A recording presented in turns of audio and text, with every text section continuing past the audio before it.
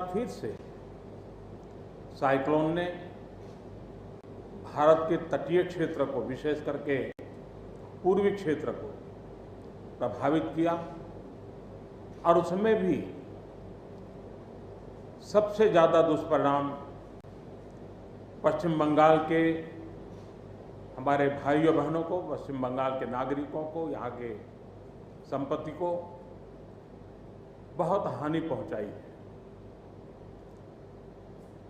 Cyclone की संभावनाओं से लेकर के लगातार मैं इससे संबंधित सभी लोगों से संपर्क में था। भारत सरकार भी सतत राज्य सरकार के संपर्क में थी।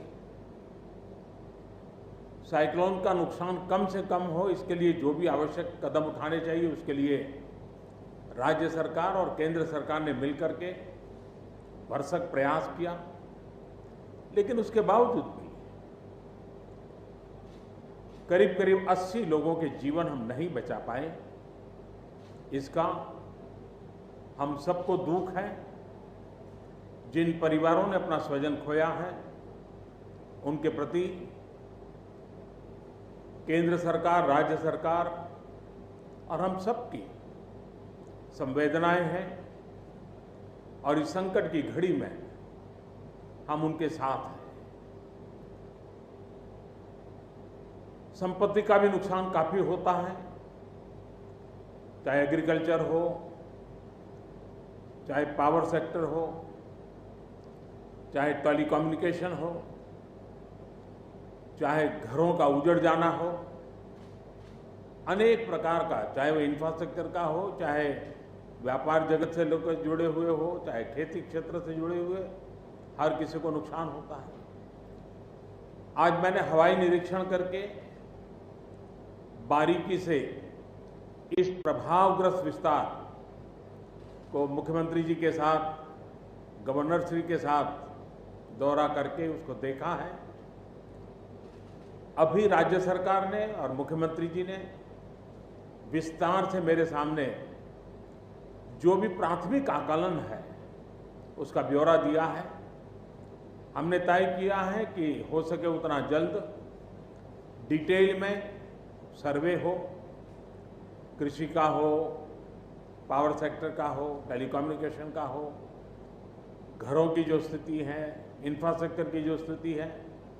केंद्र सरकार की तरफ से भी तत्काल एक टीम आएगी और वो टीम इन सभी क्षेत्रों में सर्वे करेगी और हम मिल करके रिहेबिलिटेशन हो, रिस्टोरेशन हो, रिकंस्ट्रक्शन हो, उसकी व्यापक योजना बना करके बंगाल की इस दुख की घड़ी में हम पूरा साथ देंगे, सहयोग देंगे और बंगाल जल्द से जल्द खड़ा हो जाए, बंगाल जल्द से जल्द तेज गति से आगे बढ़े, इसके लिए भारत सरकार कंधे से कंधा मिला करके काम करेगी और जो भी आवश्यकताएं होगी उन आवश्यकताओं को पूर्ण करने के लिए भारत सरकार के जो भी नीति नियम है उसका पूरी तरह उपयोग करते हुए पश्चिम बंगाल की मदद में हम खड़े रहेंगे। अभी तत्काल जो इस संकट की घड़ी में राज्य सरकार को कठिनाई न हो, इसके लिए एक एडवांस असिस्टेंस के रूप में 1000 करोड़ रुपया भारत सरकार की तरफ से व्यवस्था की जाएगी।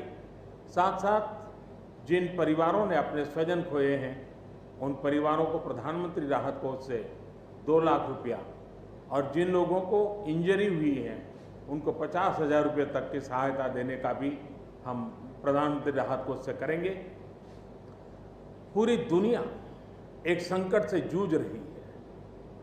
भारत भी लगातार कोरोना वायरस के खिलाफ लड़ाई लड़ रहा है। कोरोना वायरस की लड़ाई में जीतने का मंत्र और साइक्लोन में जीतने का मंत्र दोनों पूरी तरह एक दूसरे के ऑपोजिट हैं। कोरोना वायरस से लड़ने का मंत्र है जो जहां है वहीं रहे, जरूरत नहीं हो तब तक घर से बाहर न निकले और जहां भी जाए 2 गज की दूरी बनाए रखे। लेकिन साइक्लोन का मंत्र है कि साइक्लोन आ रहा है, जल्दी से जल्दी सुरक्षित स्थल पर आप शिफ्ट कर जाइए, वहां पर पहुंचने का प्रयास कीजिए, अपना घर खाली कीजिए। यानी दोनों अलग अलग प्रकार की लड़ाइयां एक साथ पश्चिम बंगाल को लड़नी पड़ी है। लेकिन उसके बावजूद भी ममता जी के नेतृत्व में राज्य सरकार ने भरसक प्रयास किया है। भारत सरकार ने भी लगातार उनके साथ रह करके इस संकट की घड़ी में जो भी आवश्यक, जो एडवांस में करने योग्य था, जो उसी समय करने का योग्य था और जो आगे दिनों के करने की आवश्यकता है, उसको भी पूरा करने का हम प्रयास करेंगे।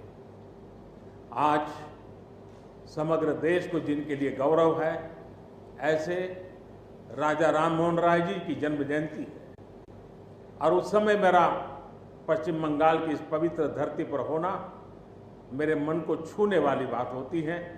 लेकिन संकट की घड़ी से हम जूझ रहे हैं, तब मैं तो इतना ही कहूँगा कि राजा राममोहन राय जी हम सबको आशीर्वाद दें, ताकि समयानुकूल समाज परिवर्तन के जो उनके सपने थे, उनको पूरा करने के लिए हम मिल बैठ करके, मिलजुल करके एक उज्जवल भविष्य के लिए, भावी पीढ़ी के निर्माण के लिए समाज सुधार के अपने कामों को निरंतर जारी रखेंगे और वही राजा राममोहन राय जी को उत्तम श्रद्धांजलि होगी।